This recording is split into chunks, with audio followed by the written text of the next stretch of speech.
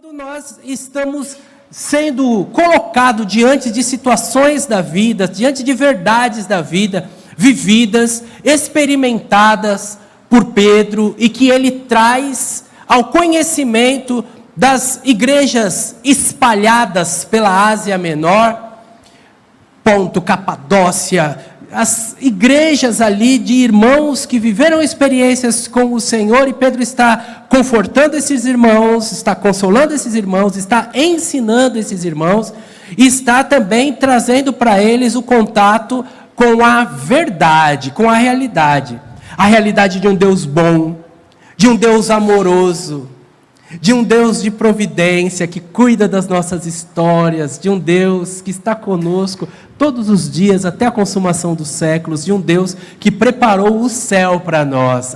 Irmãos, essa verdade experimentada por Pedro, de quem viveu com Jesus ali situações impactantes, transformadoras, de quem viu Jesus multiplicar o pão, quem viu Jesus dar vista aos cegos, quem viu Jesus trazer restauração para vidas destruídas. Ele traz essa vibração para aqueles que continuariam levando essa igreja à frente, sobre as vitórias, sobre as conquistas, sobre as cores e os sabores deste evangelho, que é o poder de Deus para a salvação. Entre as situações que Pedro viveu e que ele foi testemunha ocular, uma delas era um domingo igual a hoje, que nós chamamos de Domingo de Ramos. Aquela data especialíssima, quando Jesus está entrando em Jerusalém, quando Jesus está entrando na cidade, vem montado num burriquinho, uma semana antes da crucificação. As pessoas, num gesto apoteótico, eles colocam ali palmas, reconhecendo que o Rei dos Reis chegou, que Jesus, o Messias, estava entre eles. Se fosse no Brasil, era carnaval, por isso que eu usei essas cores, né? O povo gritando: Hosana! Hosana ao filho de Davi! Cá, festa, muitas cores, muita alegria. O que era esperado aconteceu. O que era esperado agora era comprovado e era testemunhado por todos. Pedro está trazendo essa verdade deste evangelho, que é cheio de cores, cheio de brilho, cheio de vitória, cheio de conquistas, cheio de canções, cheio de gritos, cheio de alegria, cheio de festa, cheio de música, cheio de realizações. O evangelho é completo, irmãos. Nós, que nesta noite estamos encerrando a nossa campanha de missões, vemos isso também em missões. Quando em algumas comunidades, em alguns países, em alguns povoados, o evangelho chega através dos missionários e a cultura é transformada. Lugares onde se experimentava o canibalismo, por exemplo, que com o anúncio do evangelho, então, muda-se a postura.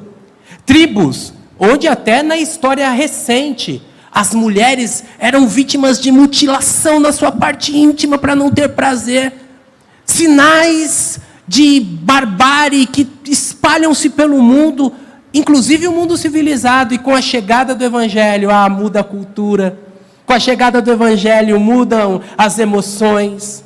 Com a chegada do evangelho, índices que eram evidência de tragédia, como suicídio, como adição a produtos químicos, como tantas situações negativas são revertidas, e você talvez esteja caminhando comigo e dizendo: é isso mesmo, pastor, o evangelho é muita cor, o evangelho é muita transformação, o evangelho é o poder de Deus, é uma coisa bonita, é uma coisa alegradora, como as cores são para nós. Mas o tema da mensagem de hoje é para eu e você não misturarmos as coisas. Porque é verdade, sim, o evangelho traz cores, sabores, sorrisos, alegria, mas o evangelho não é a garantia de uma vida colorida, uma vida que não é embaçada, uma vida que não enrosca em ponto nenhum. A obra missionária traz, sim, alegria, reorganização, cânticos, reverte lutos, faz situações tão magníficas, mas também tem um preço. Alguns missionários, David Byrne, por exemplo, morreu aos 29 anos de idade. William Carey, na Índia, perdeu 3 esposas que morriam naquele campo missionário. Na história recente, uma família pastoral foi fazer um trabalho, pregar numa igreja, ajudar pessoas numa situação de necessidade, e quando voltaram, um acidente automobilístico ceifou a vida dos elementos daquele carro. O marido, que era um pastor, a esposa, 2 filhos, só permaneceu com vida o filho menor. Sabe, irmãos, o Evangelho, ele traz sim para nós alegrias, cânticos, conquistas, vitórias. Mas não significa que a nossa vida vai correr tudo certo, vai ser só brilho, só sabores, só conquistas.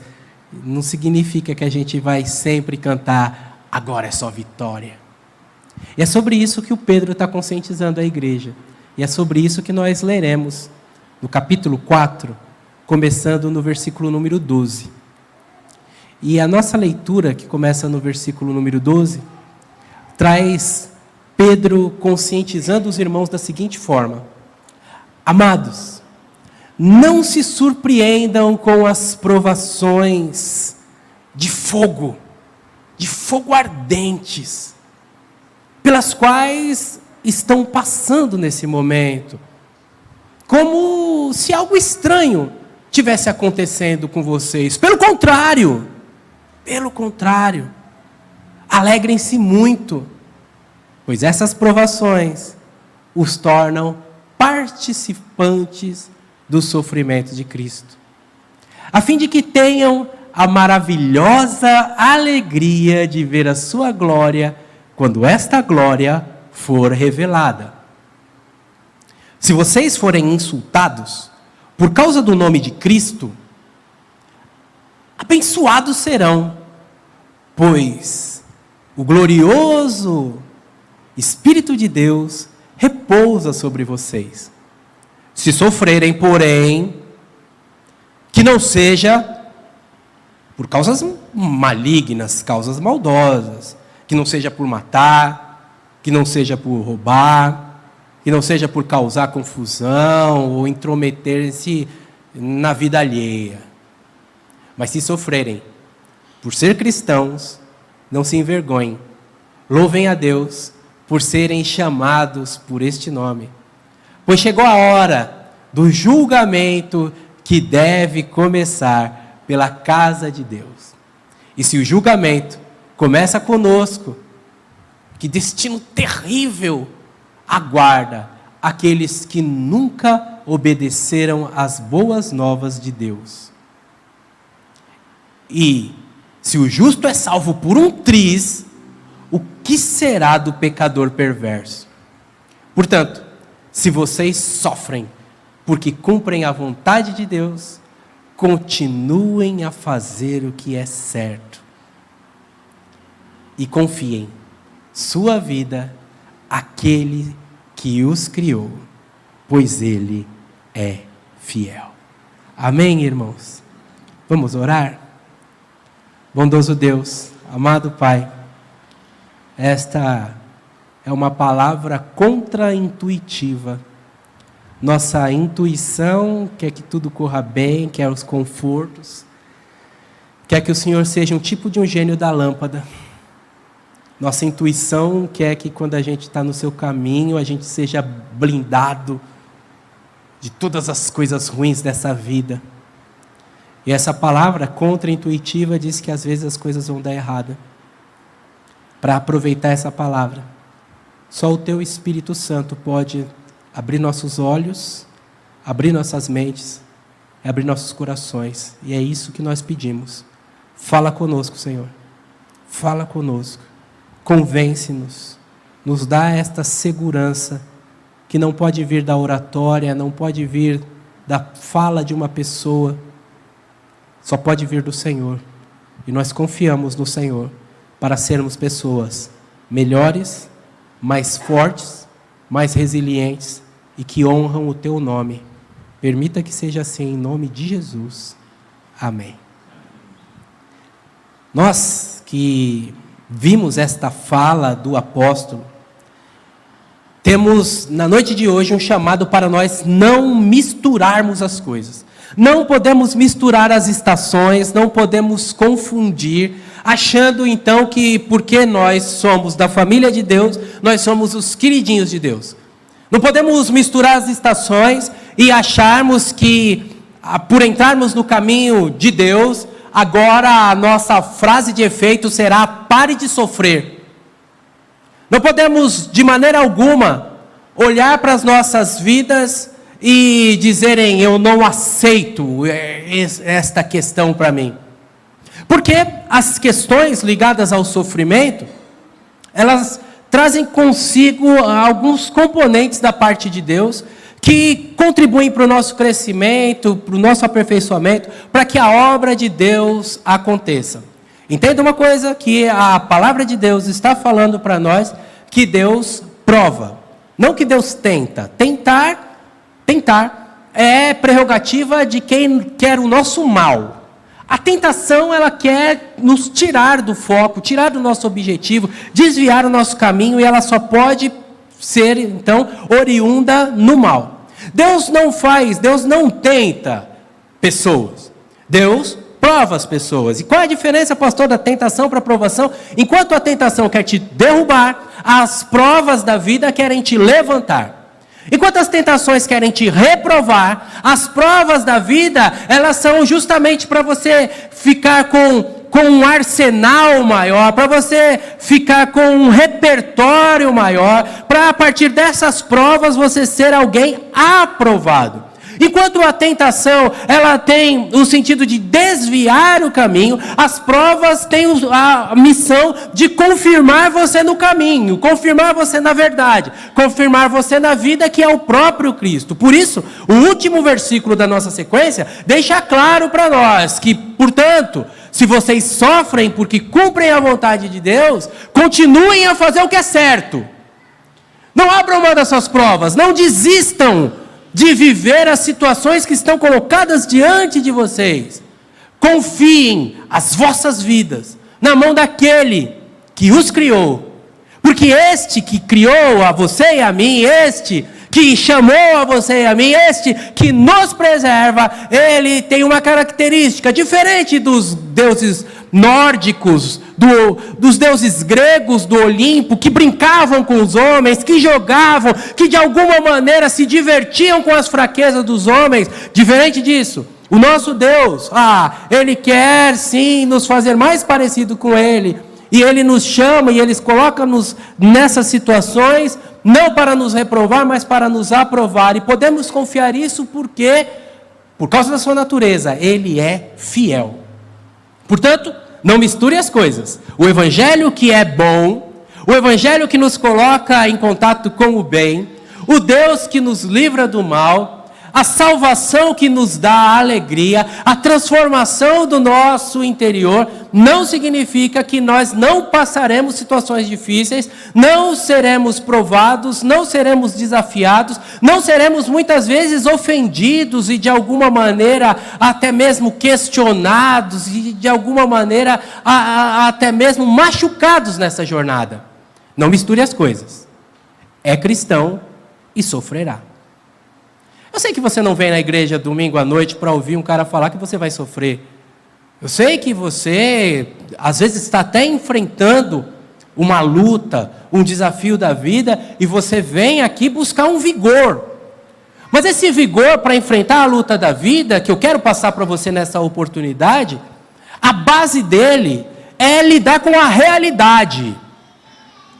O primeiro ponto para a gente superar qualquer vício, qualquer situação que nos leva para baixo, que nos desumaniza, que nos faz mal, o primeiro passo que é exigido, até nos alcoólatras anônimos, o primeiro passo dos 12 passos é reconhecer a condição.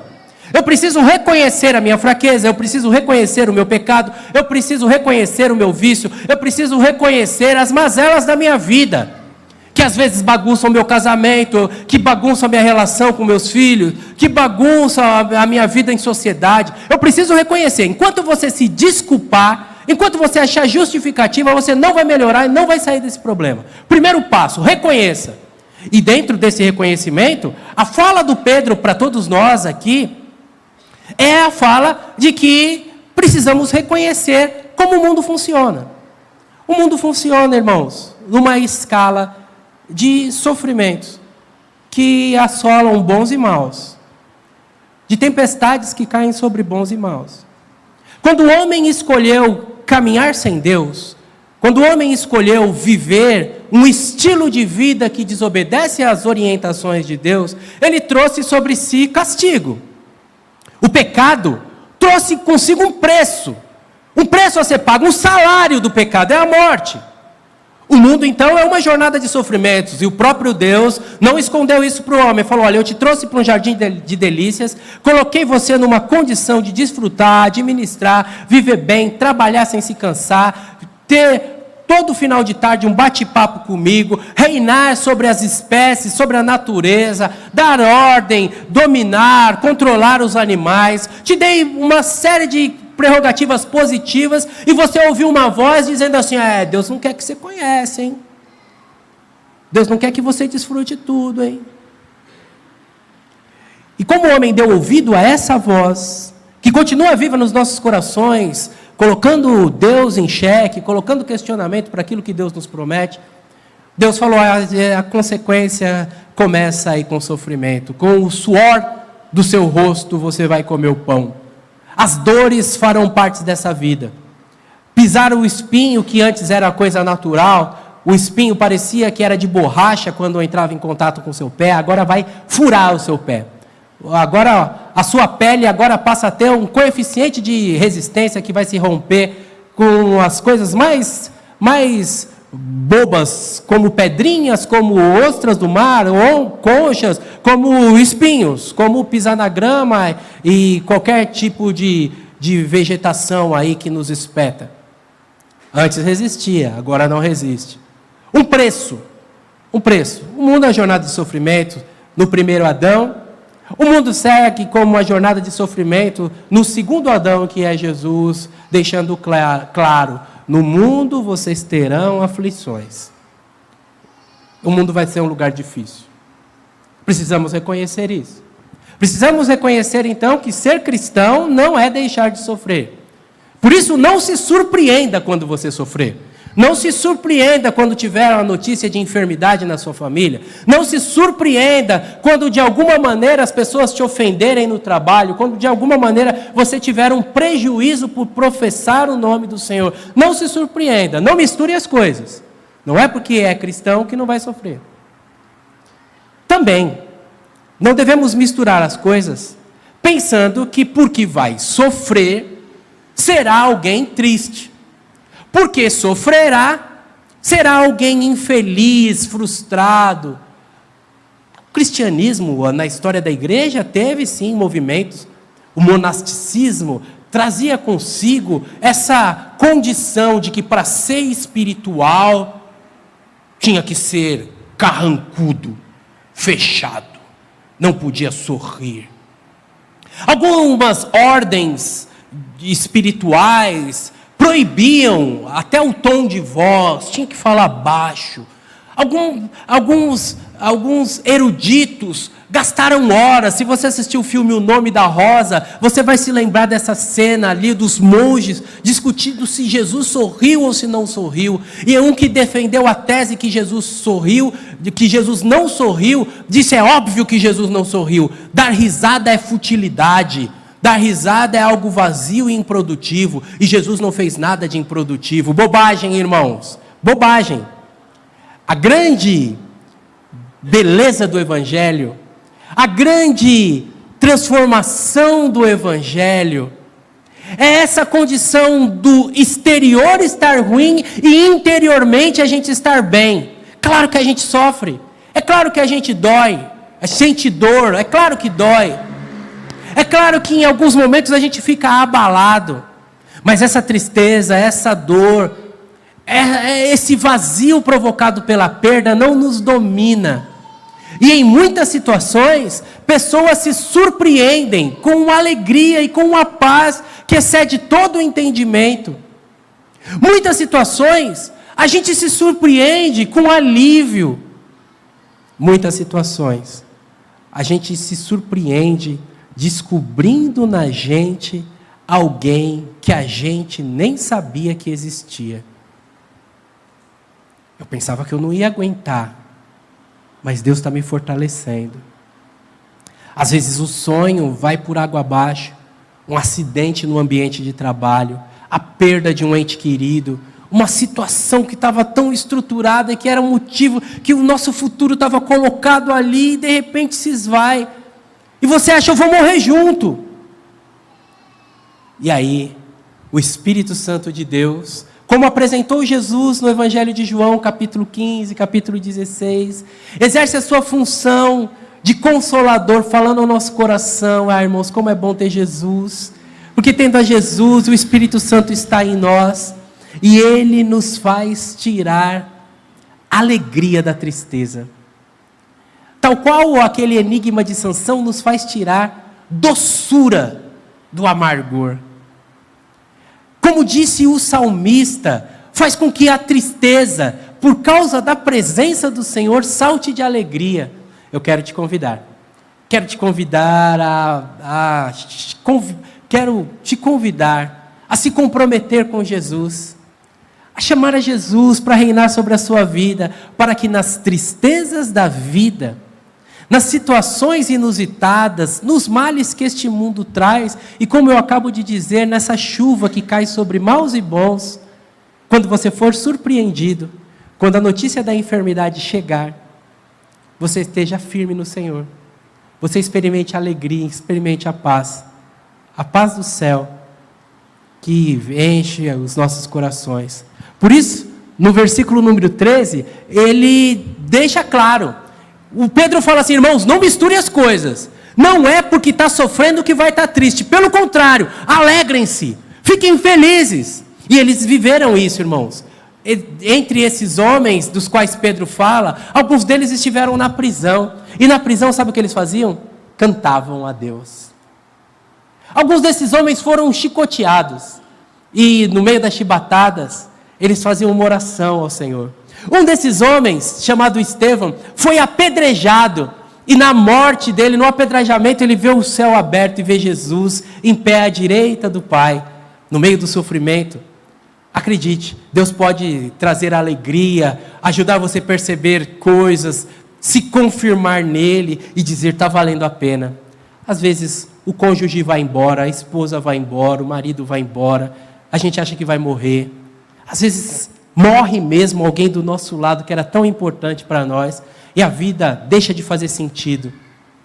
Às vezes, o sofrimento é muito agudo, mas estar agarrado no Senhor é a certeza que este sofrimento que nos visita com tristeza, não deixa essa tristeza nos dominar. Não é só tristeza.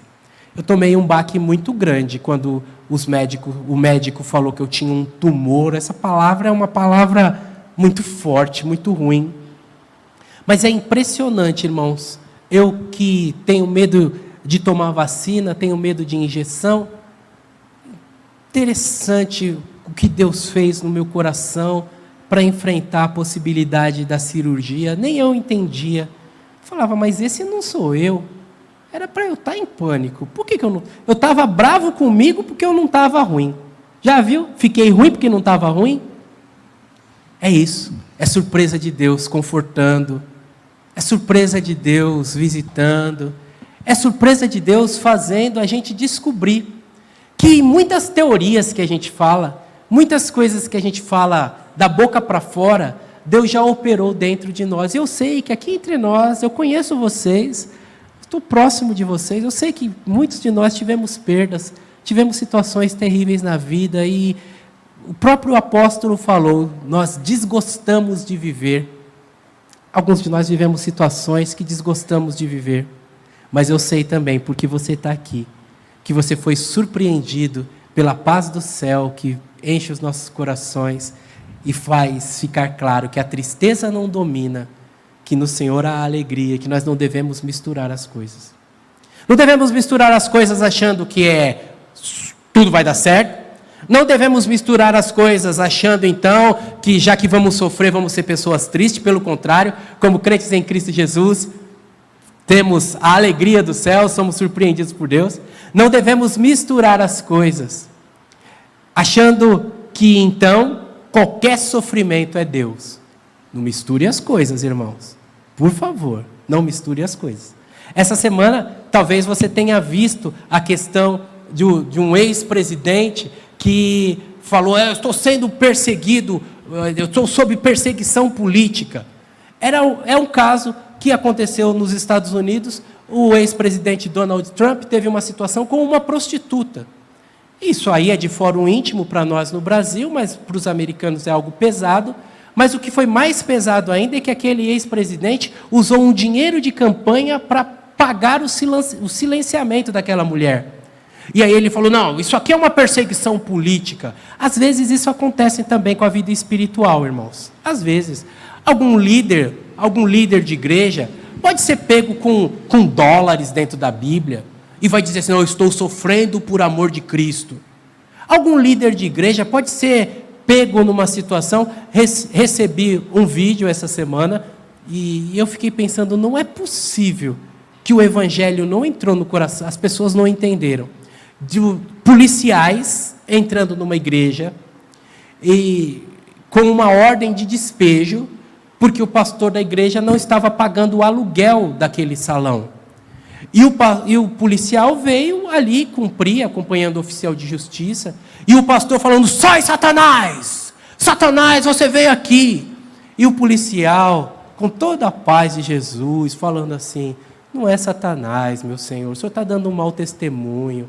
Como é que fica a dona do prédio tendo que contratar um advogado para despejar o senhor do prédio? O senhor não está pagando o aluguel, ela está querendo que é propriedade. O policial na maior paz do mundo falando do mau testemunho. Enquanto isso, o pastor vociferava: Satanás, estou sendo perseguido pelo amor de Cristo. Por favor, irmãos, por favor. O apóstolo deixou claro para nós. Ele fez até uma relaçãozinha no versículo 15. E eu gosto de pregar para você e a gente vir junto, descobrindo na Bíblia o ensinamento. Às vezes, eu e você, às vezes nós sofremos porque somos cabeçudo. Às vezes nós sofremos porque fazemos mal escolha. Às vezes nós sofremos porque não ouvimos a esposa.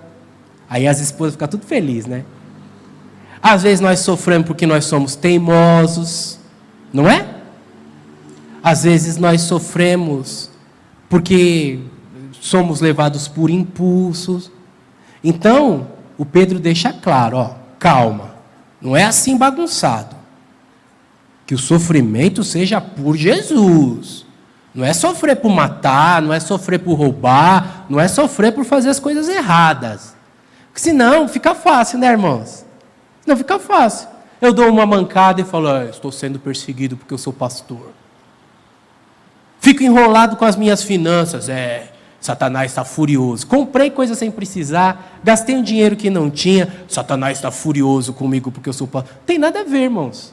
Tem nada a ver. Então, por favor, não misture as coisas. Se você está sofrendo por causa de Jesus, alegria.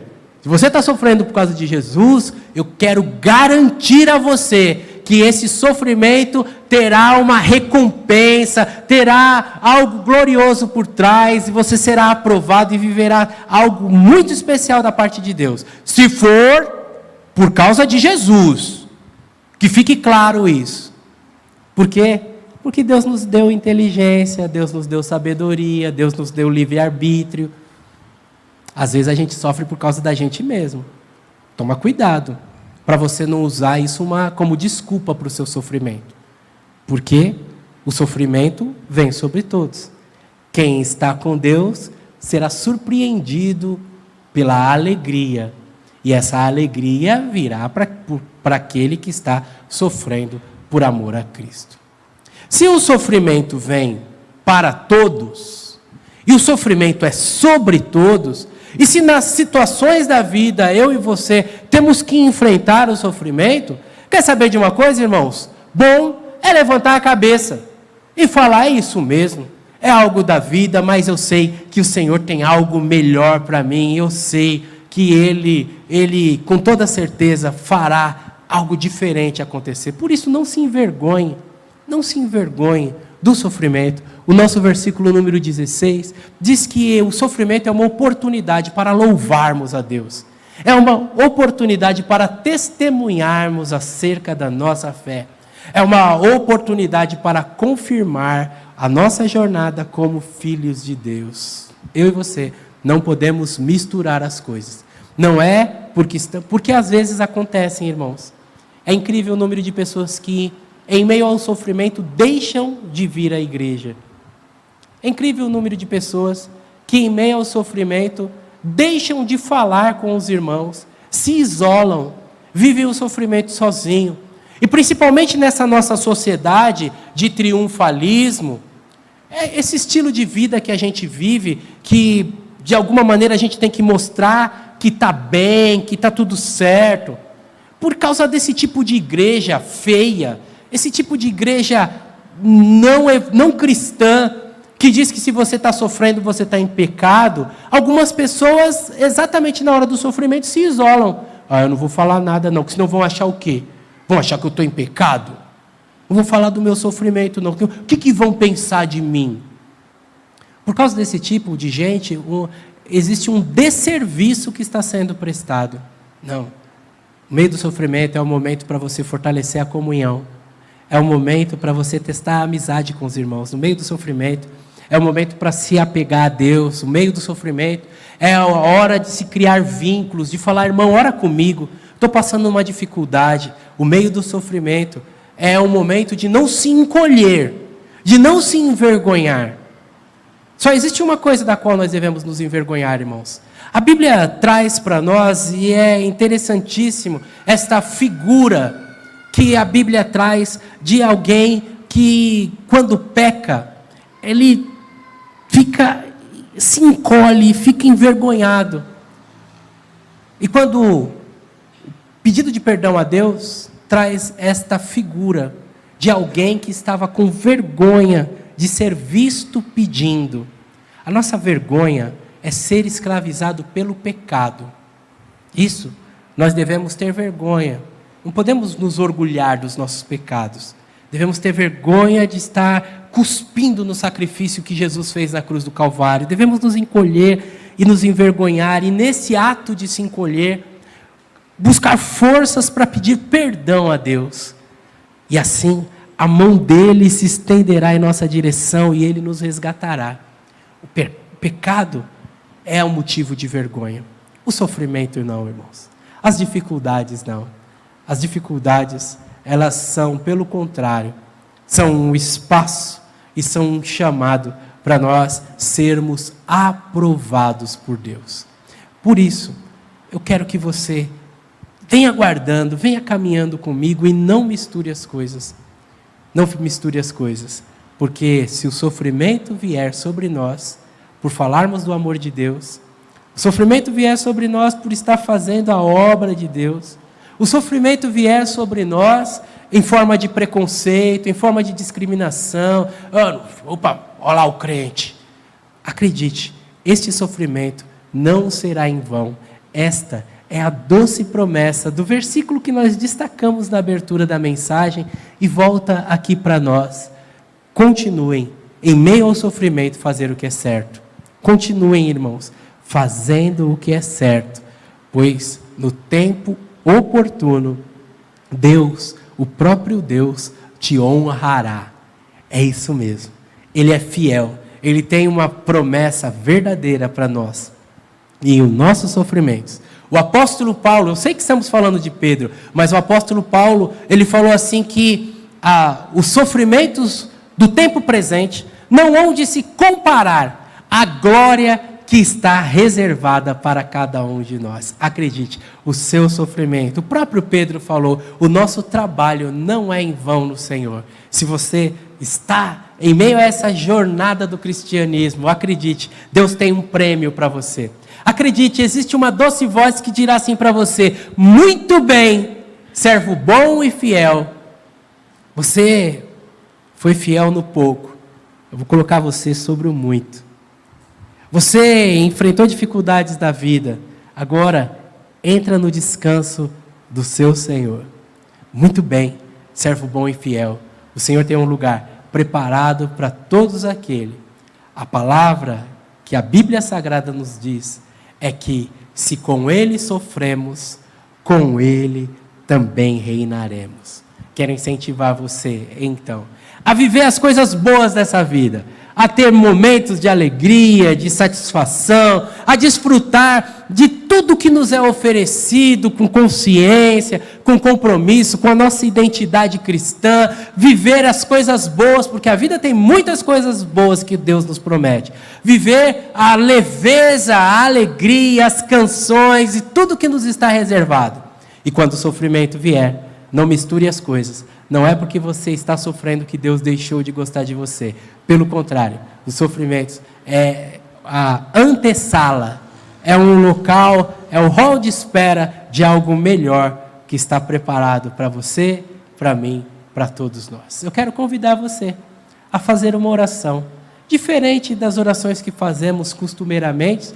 Hoje nós vamos orar com os olhos abertos, vamos orar em voz alta, vamos orar lendo essa oração que eu escrevi enquanto preparava essa mensagem, para que o próprio Deus ajude a gente a não misturar as coisas. Quando o inimigo vier soprar no nosso ouvido, mas você não é crente, está passando por isso? Quando você ouvir na sua consciência uma voz falando, parece que quanto mais você vai para a igreja, mais as coisas pioram. Talvez você já tenha ouvido isso. Você não misturar as coisas. Não é porque as coisas não estão saindo do jeito que você gostaria que saísse, que Deus não está do seu lado, que Deus não ama você. Vamos fazer juntos, irmãos? Pausadamente, num espírito de oração mesmo, degustando cada uma das palavras. Vamos fazer juntos essa oração. Vamos lá?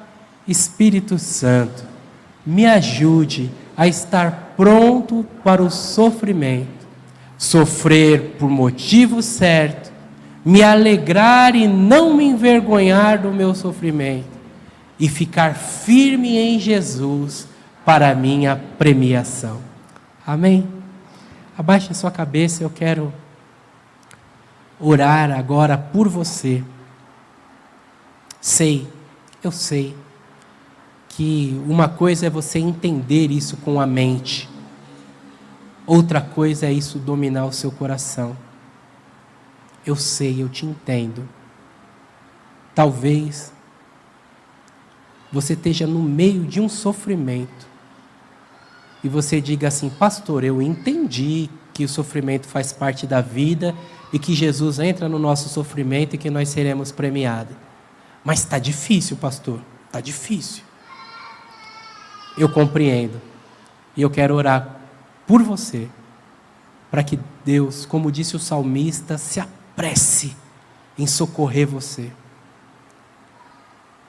Para que Deus traga alívio, para que você possa ser livre desse sofrimento, se fortalecer o mais rápido possível.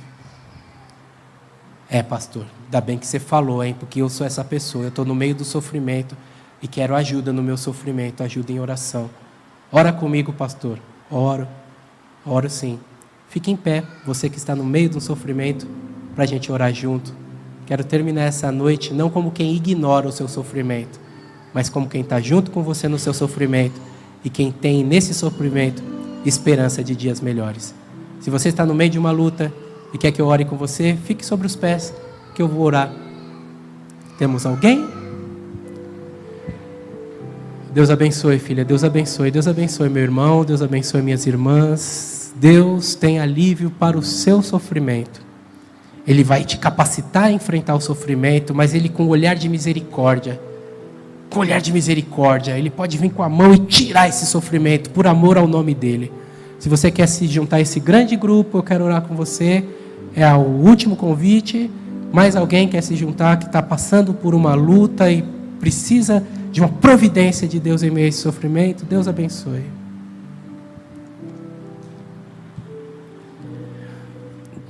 Pai de amor.